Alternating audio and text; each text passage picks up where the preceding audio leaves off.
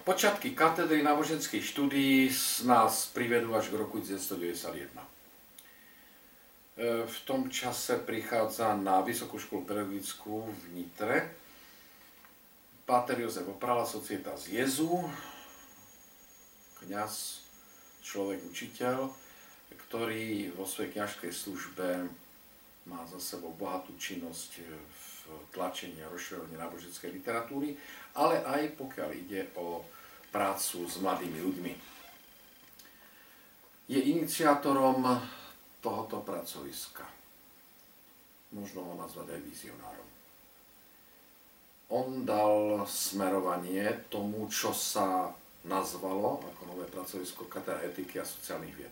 V čase, keď začínal s touto organizačnou činnosťou, si pripravoval postupne i habilitačnú prácu, ktorú mal završiť na Katolíckej fakulte Viedenskej univerzity.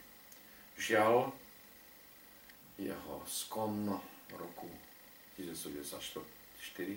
januára, neumožnil mu završiť toto svoje úsilie. Katedra sa rozvinula v 3 smeroch.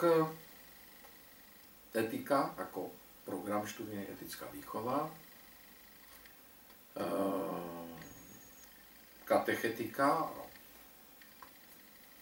príprava, odborná príprava učiteľov katolíckej vierovky na základných a stredných školách a sociálna práca, ktorá v 1. a 2. roku nemala ešte študentov, ale v tom čase existoval postgraduálne štúdium učiteľov, najmä stredných, ale aj niektorých základných škôl 2. stupňa, ktorí si ko svojim dvojodboru, napríklad ruský jazyk, telesná výchova, alebo podobné kombinácie, dejepis, telesná výchova, ešte robili v rámci pozera 3. odbor etickú výchovu. Tento smer, myslím, mal posledné ročníky ze 196-97. Počty študentov boli zaujímavé, pretože tu bol istý dopyt po odbornej práci a do formovania učiteľov náboženskej výchovy, katolíckej výuky, ktorí potrebovali pre to, aby dostali katechetickú misiu. Tak preto aj tie počty takéto boli, že na katechetike študoval v 1. roku 92, 93, 91, 92, teda z 96 študentov etickej výchovy, 38 sociálna práca nemala, 95, 96 je to 113 etická výchova, 82 katechetika, sociálna práca nastupuje 123. 96, 97 v zimnom semestri sa oddeluje sociálna práca, vzniká katedra sociálnych vied a sociálnej práce a katedra, ktorá 2 oddelenie dostala názov katedra etiky a katechetiky. Vtedy tá kanonická misia bola udelená a mohli byť ďalej sa pripravovať učitelia katechetiky, náboženské katolíckej vierovky a bola na to aj zmluva s biskupským úradom, myslím, od obdobia 1997 do 2004, potom následne bola znovu predĺžená.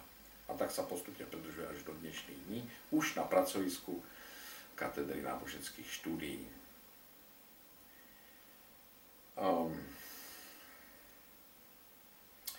Na katedre bol vedúcim po smrti pátra Opralu pán inžinier Jan Lec, PhD, ktorý v 94.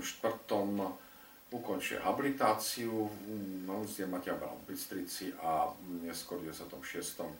inauguráciu tiež na Univerzite Mateja Bela v Bystrici. Dá sa povedať, že on založil taký základ filozofický pre tieto 2 oddelenia katedry.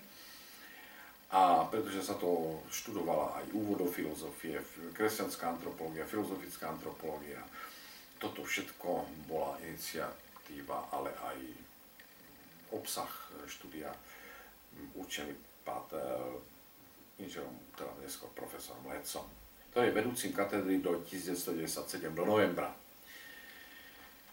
Od decembra 1997 vedúcim katedry som poverený bol ja, pani dekánkou Tučnou, A od 7.1.1998, keď som prišiel výberovým konaním, som vedúcim katedry, neprečíde dodnes, ale katedry, ktorá vzniká od roku 2006 po oddelení katechetiky, ktorá zostáva ako katedrou náboženských štúdií od roku 2006 a táto časť etika sa stáva pracoviskom katedry všeobecnej a aplikovanej etiky.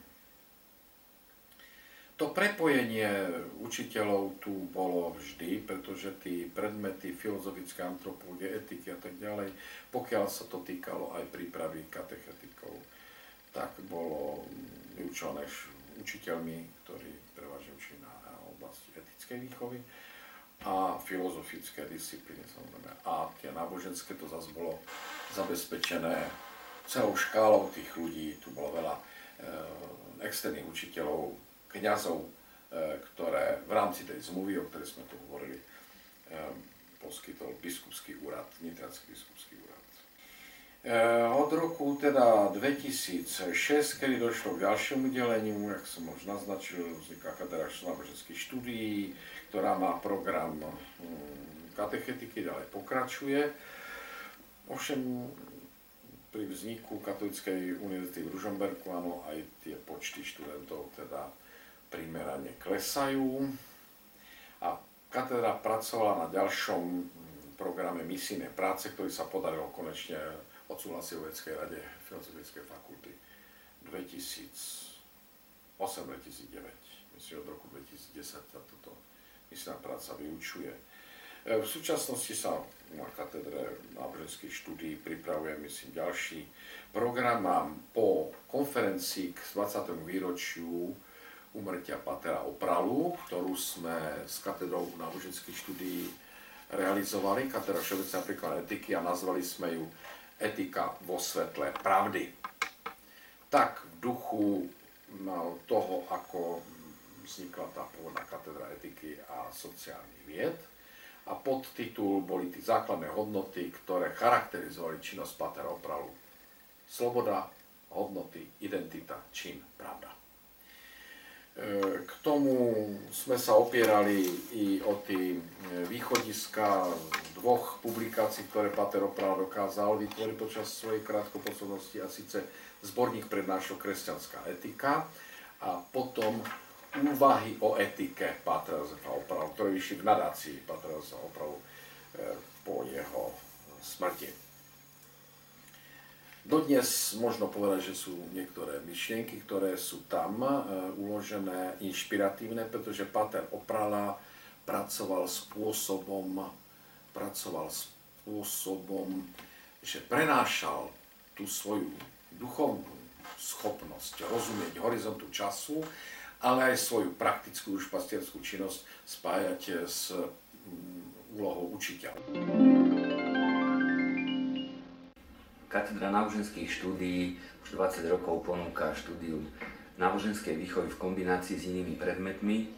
Uplatnenie študentov náboženskej výchovy je v prvom rade ako učitelia náboženstva na základných a stredných školách, prípadne ako pastorační asistenti, prípadne asistenti v centrách voľného času.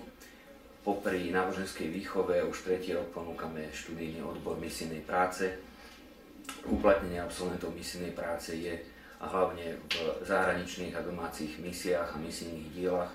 To znamená hlavne v charitatívnej činnosti a v oblasti dobrovoľníctva, kde naši absolventi fungujú nie ako dobrovoľníci, ale skôr ako organizátori tejto činnosti, ako spoluzakladatelia rôznych organizácií, nadácií a iných inštitúcií, ktoré pomáhajú ľuďom v núdzi, ale aj mládeži a deťom v rámci ich voľnočasových aktivít.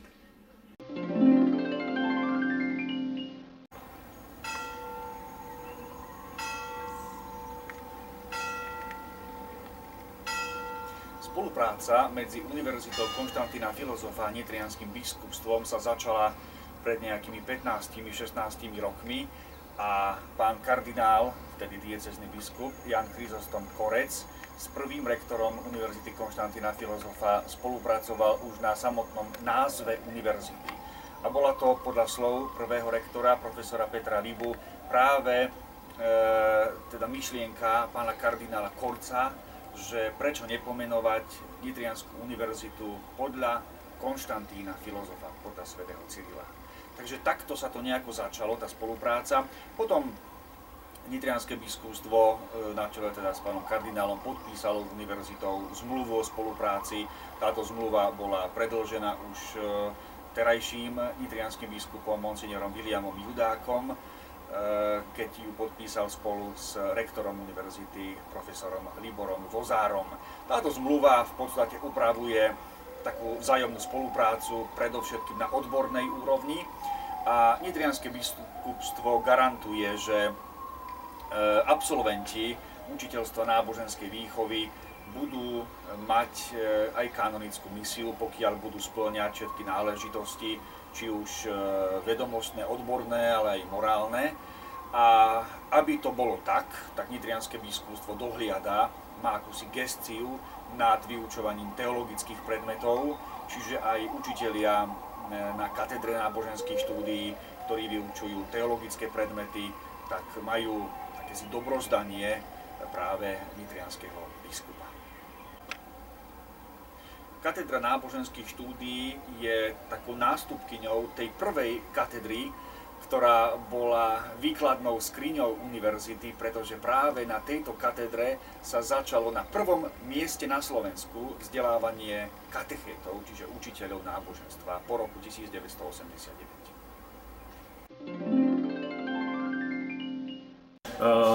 Dôvod, pre ktorý som sa rozhodol na túto školu ísť, bol taký celkom prozaický, by som povedal.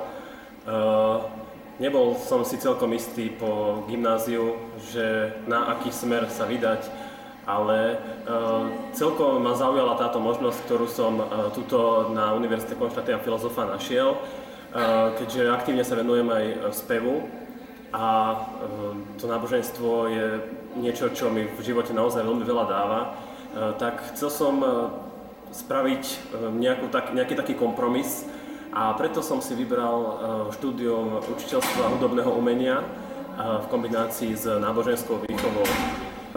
Keď si tak spomínam na tie úplné začiatky na tejto univerzite, keď som sem prišiel, tak bolo to ešte také ustráchané, bojazlivé, nevedel som, čo od toho môžem očakávať a tak ďalej.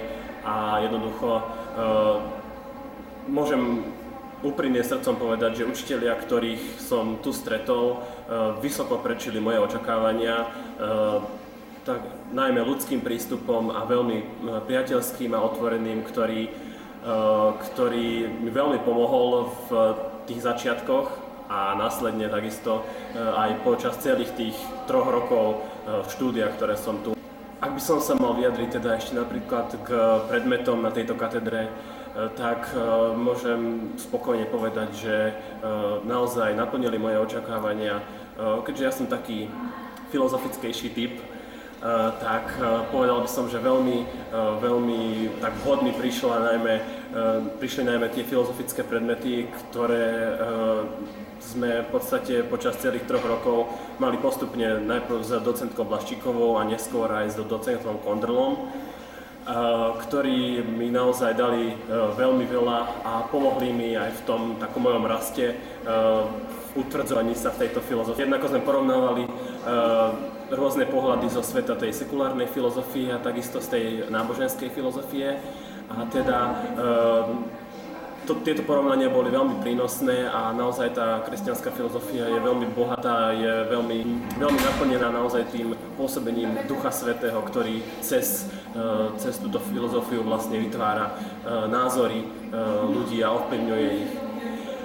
V zimnom semestri 3. ročníka sme absolvovali pedagogickú prax. Na tejto pedagogickej praxi sme sa v podstate oboznamovali so systémom vyučovania na školách, so systémom vyučovania náboženskej výchovy na školách. A táto prax mi dala naozaj veľmi veľa, pretože som zistil, že naozaj je to pohľad, ktorý by som chcel na túto problematiku mať. A je to niečo, čo by som chcel naozaj v živote robiť, odovzdávať tie kresťanské hodnoty a vedomosti, ktoré som aj doteraz mal a získal, odovzdávať ich aj ďalej. Katedra náboženských štúdií ma zaujala hlavne kvôli prístupu učiteľov a doktorov, ktorí vyučujú. ktorí vyučujú, pretože ja som študovala na inej katedre, ktorá ma zaujímala, ale nebol ten prístup taký, aký som si predstavovala.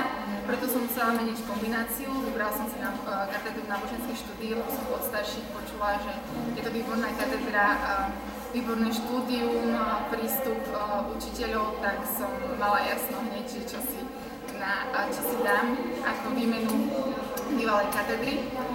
No a tak som začala študovať, najprv som si myslela, že to nebudem stíhať, lebo veľa hodín a takto. Samozrejme, že všetko bolo iné, všetko sme stíhali, učiteľia boli veľmi láskaví, čo sa týka prístupu, keď sa nám niečo ukrylo a automaticky sa to hneď vybavilo, nemali sme s ničím problém, nikdy stále sme všetko stíhali. Čiže naozaj prístup učiteľov a učiteľov je výborný. Myslím, že nikto sa tu nebude sťažovať s mojich spolužiakov na prístup, lebo je to asi jedna z najlepších katedier v tomto. No a čo sa týka štúdia, tak filozofia nás prevádza všetky 3 roky zatiaľ, ale nie je to nejaký odstrašujúci predmet, pretože, ako som spomínala, závisí to aj od učiteľa, nielen od toho, čo sa učíme. Čiže ak to učiteľ spríjemne a sprístupní tak, aby sme to zvládali, tak to nie je problém. Takže všetko sme zvládli. Najviac nás zaujali asi predmety, čo sa týka Svätého písma, či už exegézy alebo samotné zákony, nový, starý, lebo mali sme exegézu samotné. Takže pre mňa to boli najzaujímavejšie predmety, lebo tam človek rozoberá to Sväté písmo a tak keď si ho sám číta, tak sa k tomu nedostane tak ako odborným výkladom, dá sa povedať. Takže to boli najlepšie, profesor Farkáš je v tomto výnimočný, naozaj najlepší.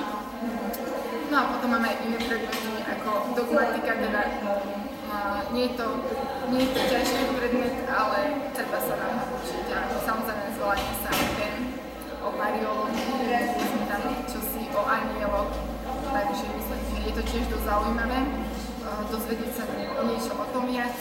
A potom sú tu aj také predmety ako Biblia, katechéza, to už je príprava na samotné, taká náuka nás, budúcich učiteľov do praxe.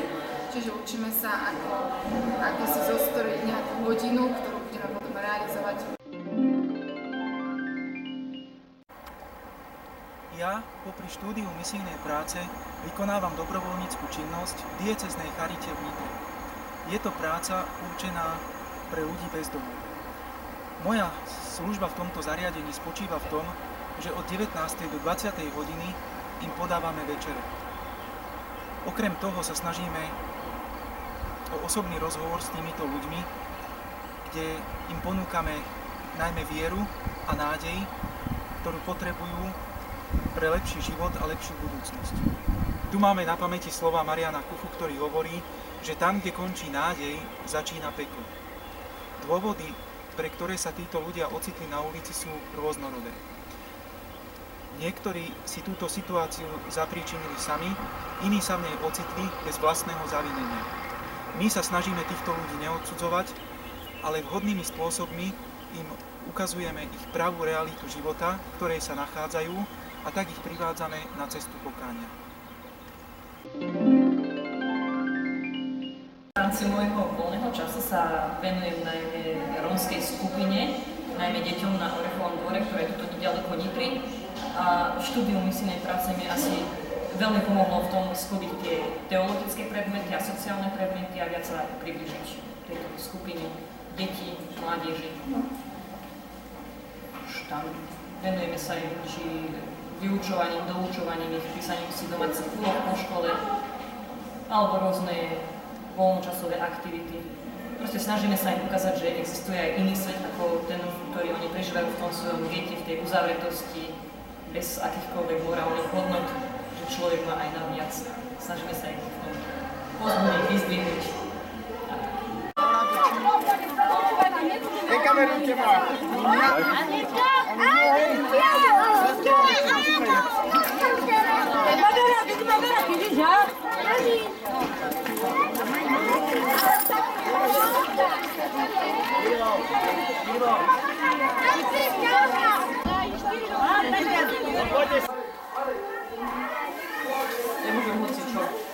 Jak som jablčka pri vode, ja som takú jablčka sú pri vode? Nie, toto je na obrázku z tejto dole, tak musia to organizovať. Bez dotyku rúk, že vy len sa potom im to odstrihneš a nech to dojeďa. Dobre. Zobereš si? Tak jablčka, tak ona má jablčka, Anička. Musíš na každej dať. Stačí len raz. A tuto pri škôlke je taká prelieska a tam sa to treba nauvozovať po 5 napríklad. 5 si uviazať, 5 môžu naraz súťažiť, kto to spraví, ďalší 5 potom. Vidíte školu.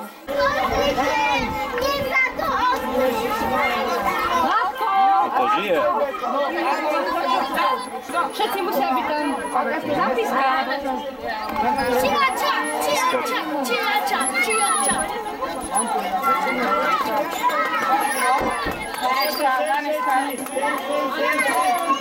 Ale vládi, Vládko, nie!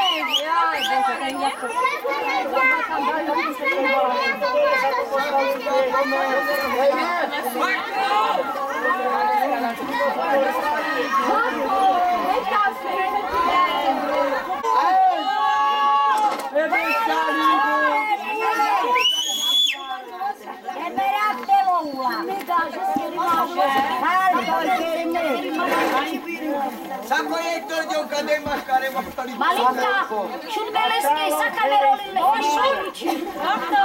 Vlastne ešte ďalšie. Všetkých vítam na tejto dnešnej akcii, ktorú sme pre vás pripravili. Kto vie prečo? Budú dávať alpinistka. Bude sa voliť dneska Vajda? Budú dávať konzervy. Čo? Deň Rómov, super. Ja som donesol aj takúto. To je naša vlajka. To je vaša vlajka. Tráva je stále zelená, že? Nebo je stále modré. Ale namiesto toho kolesa, ja by som navrhoval, keby tam dali červené lietadlo. Sestra, máte to preto? Lebo dneska cigáni nechodia na vozu, nalietame sa do Ameriky. 200 detí pôjde mňa! Dáme tam červené lietadlo. Dobre, decka budeme mať súťaže, 10 súťaží budeme mať. Stanovišťa sú tuto na ihrisku, pri škôlke, tuto okolo. Kto získa 10 pečiatok na tú kartu, dostane odmenu potom. Čestne a poctivo súťažiť, žiadne švindle a potom. Kto bude švindlovať, vylúčime z hry.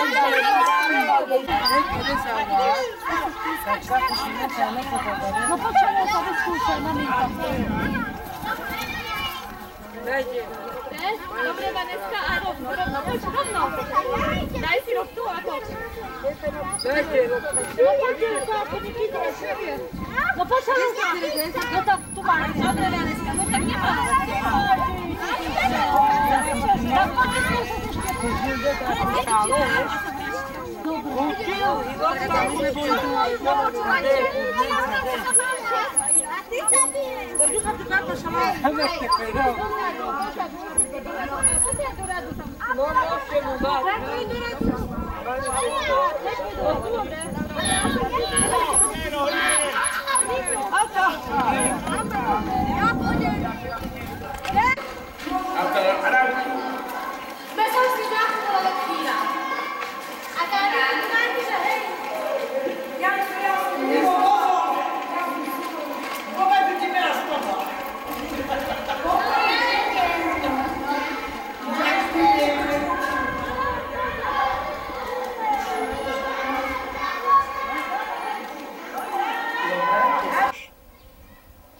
Musia odrízať z jablka bez toho, že by sa ho chytili rukami.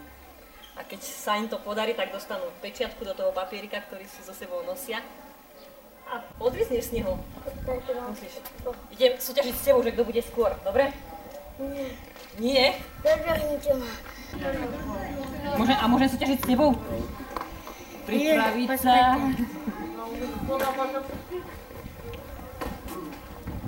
No môžeš. Poriadne veľké ústavotvor. A nedá sa to! No skús, to pôjde. Skúšaj. Poď. Pozri sa, ja to spravím. No poď, idem s tebou súťažiť. Nie, no tak dobre, tak poď. No poď Marek. Poď Marek, to je aké číslo? 5.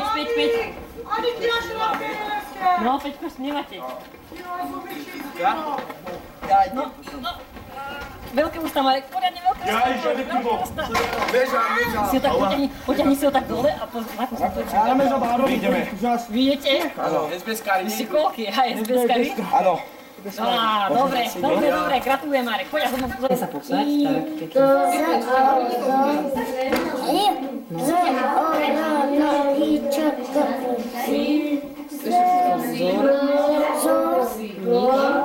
Zorničku.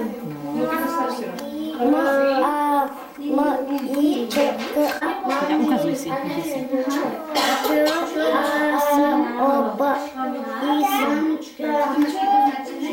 No poď. Tuto sa pozeraj, poď svoje.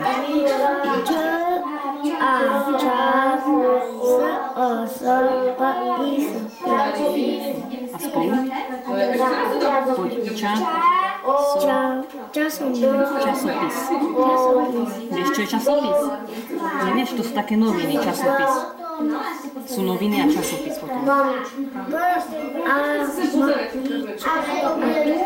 Tuto sme už v tomto riadku.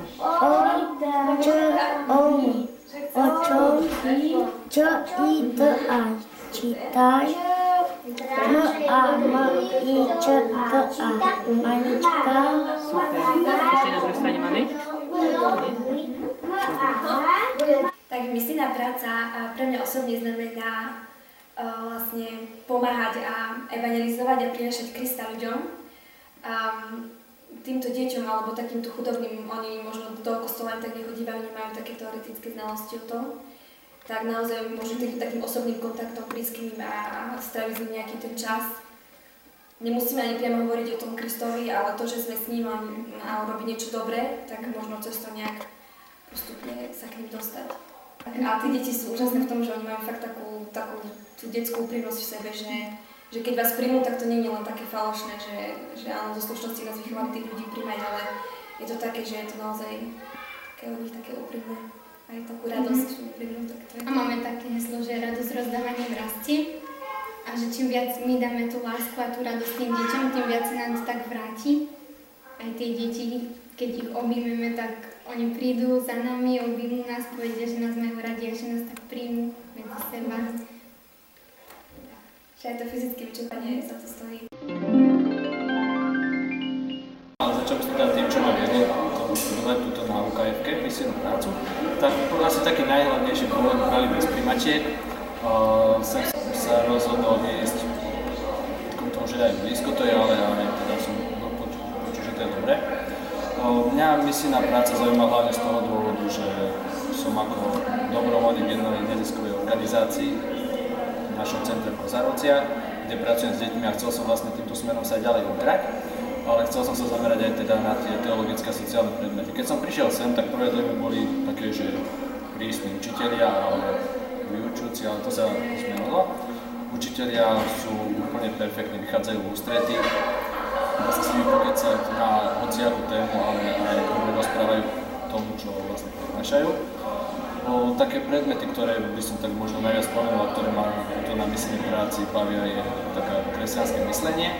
To nás učí pani docentka Blaščíková a je to vlastne o starovekých filozofoch, o kresťanských, ktorí majú fakt také dobré myšlienky a umožnilo mi to rozvíjať sa vo viacerých smeroch. Ďalšia oblasť predmetov, ktorými sa tu zaoberáme, sú teologické a sociálne predmety. Tieto predmety by som tak sa navzájom vlastne prekrývajú a doplňajú. A zaoberali sme sa tam teda počiatkom misiológie, vlastne čo misiológia pre nás ako misionárov obnáša. Zameriavali sme sa na jednotlivé sociálne skupiny ľudí, s ktorými by sme sa chceli vlastne v budúcnosti venovať. Dá sa povedať, že tu sme sa tak aj diferencovali, že teda niektorí nás chcú pracovať s deťmi, niektorí s našou rómskou komunitou, niektorí vlastne so seniormi a tu sme mali tak možno sa aj spoznať hlbšie, že k čomu nás to ťahne. Mne na tejto katedre sa mi najviac páči, že mi dáva veľké pole pôsobnosti v rôznych oblastiach, ktoré si chcem vybrať. a mám mnoho príležitostí sa rozvíjať tým smerom, ktorý som si vybrala. Tak napríklad ja sa tak zameriavam skôr na Afriku a rozvojové krajiny a takéto štúdia. A myslím si, že táto katedra s odborom misijná práca má v tomto smere veľmi veľký potenciál, pretože aj oficiálna slovenská rozvojová pomoc má veľmi málo ešte odborníkov, ktorí by boli v tejto oblasti. A viem, že aj na Slovensku je ešte veľmi málo škôl, ktoré by sa ponúkali program misijnej práce alebo rozvojovej práce a preto aj uplatnenie bude veľmi široké, či už v rôznych organizáciách, neziskových, humanitných, rozvojových, charitatívnych, cirkevných a necirkevných, alebo napríklad v médiách. Máme tu niekoľko predmetov, ktoré nás učia, ako vystupovať v médiách, ako prezentovať kresťanské myšlienky misijnej práce a rozvojovej práce. Takže to pole pôsobnosti je fakt veľmi široké a uplatnenie rozhodne každý študent nájde, ak je to taká jeho srdcová záležitosť, že vie, čo si vybral, čo chce študovať a zdokonaluje sa v tejto oblasti. Bakalársky odbor program bol zameraný zväčša na misijnú prácu na Slovensku, ako už Tomáš spomínal, v rómskych komunitách, segregovaných komunitách. Ak by sa otvoril magisterský odbor, tak by som uvítala, keby tento záber bol možno ešte trošku širší a spadali by do toho aj misijné krajiny tretieho sveta, zahraničné, a teda by sa do tohto programu mohlo zakomponovať viac cudzích jazykov, globálne vzdelávanie, rozvojové vzdelávanie.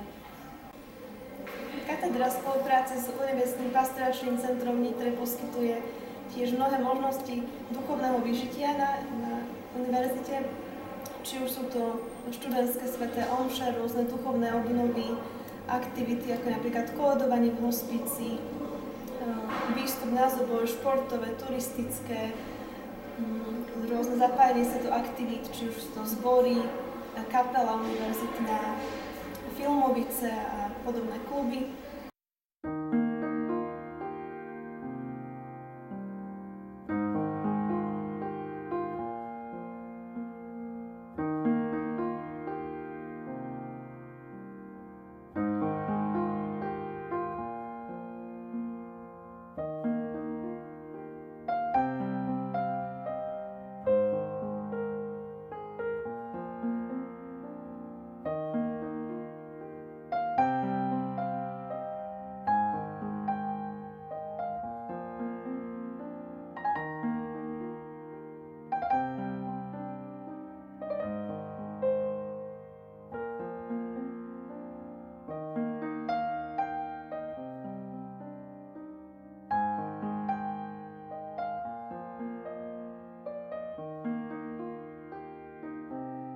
Takže sa nachádzame pred budovou Univerzitného pastoračného centra, ktoré vzbudzuje samozrejme nielen u okolo idúcich, ale aj u zamestnancov či študentov otázniky, čo to je, na čo slúži.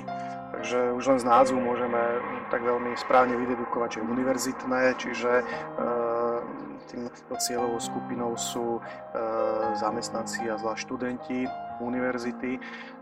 Pastoračné centrum, tak pastorácia je od slova pásť, kedy sa nechávame Ježišom Kristom viesť na tie najlepšie pastviny, a teda aj naše centrum má za cieľ zvlášť veriacich študentov privádzať k tomu, čo považujeme za najcennejšie, najvzácnejšie, a to sú sviatosti, to je komunitný život, to je čítanie a počúvanie Božieho slova. No a vlastne toto je aj cieľom a predmetom našich aktivít, ktoré sú potom následne rozdrobené na drobné do jednotlivých dní. Takže ako som už povedal, v jednotlivých dňoch sa stretávame predovšetkým pri Eucharistii, keďže ako vieme, Eucharistia je prámeňom a vrcholom celého kresťanského života, takže z neho načerpávame, z neho pijeme a samozrejme on sa stáva aj motívom nášho plnšieho, plnohodnotnejšieho zaangažovania sa v tomto svete.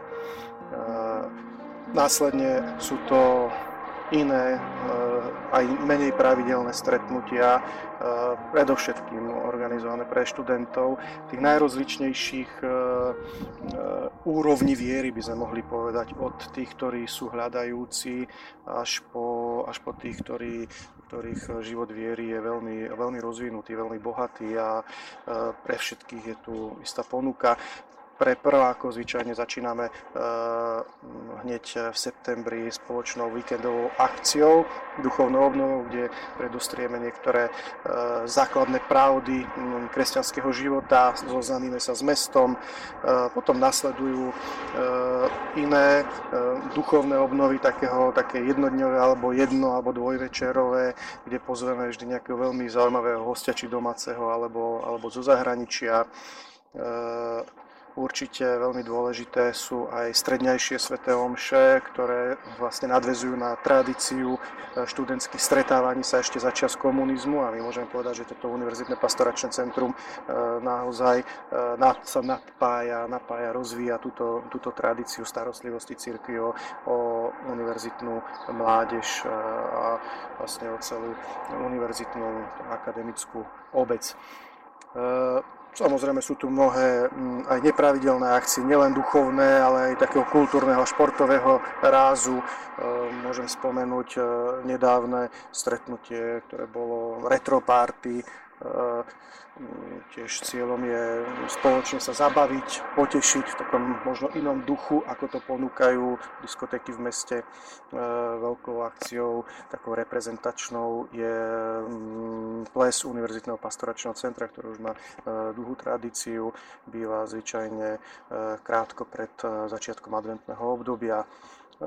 Môžem spomenúť možno veľmi vydarenú a takú požehnanú akciu stretávaní alebo taký tzv. Povedzme seminár života partnerského, manželského pre tých, ktorí plánujú zatvoriť sviatosť manželstva, kde sa pozeráme na spolužitie z najrozličnejších uhlov pohľadu psychologického, cirkevnoprávneho, teologického, kde naozaj môžem povedať, že prichádzajú hostia, ktorí sú odborníkmi pre danú oblasť.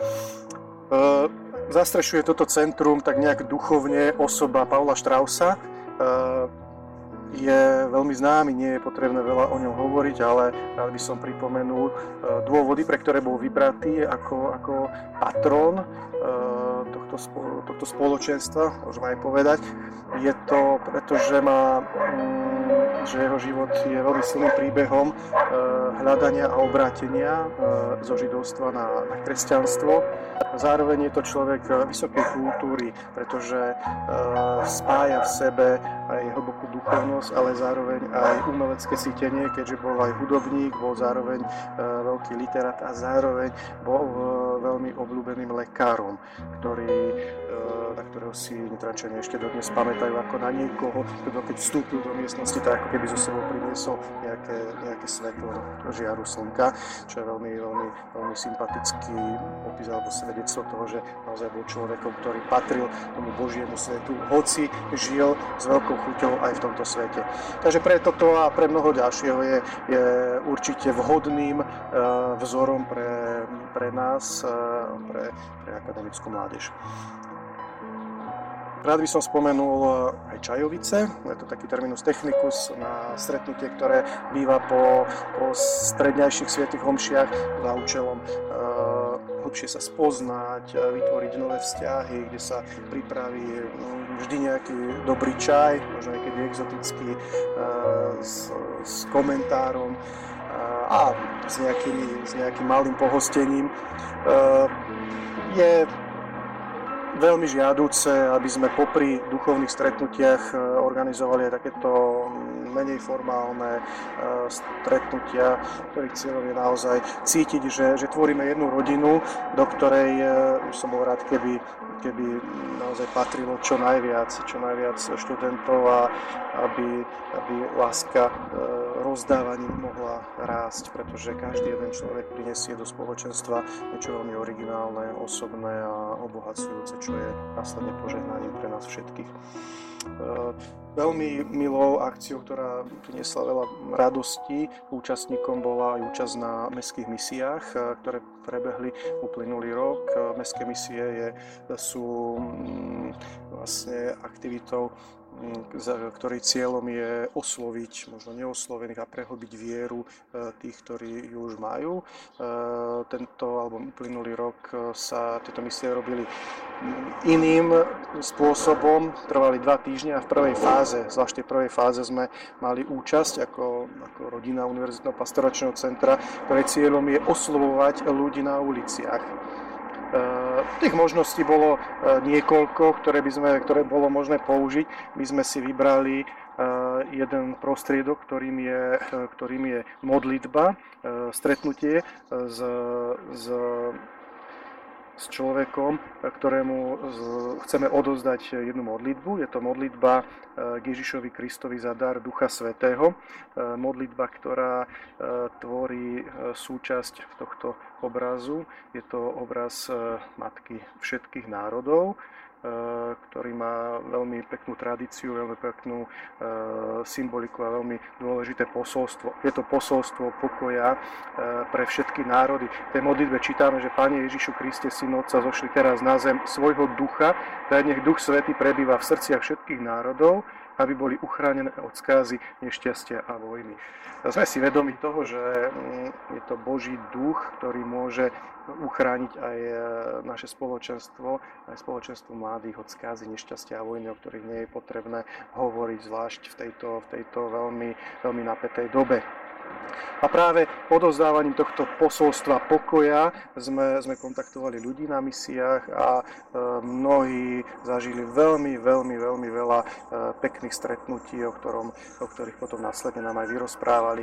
Takže to bola jedna z aktivít, ale takýchto aktivít býva ešte oveľa viac, takéhoto misijného rázu.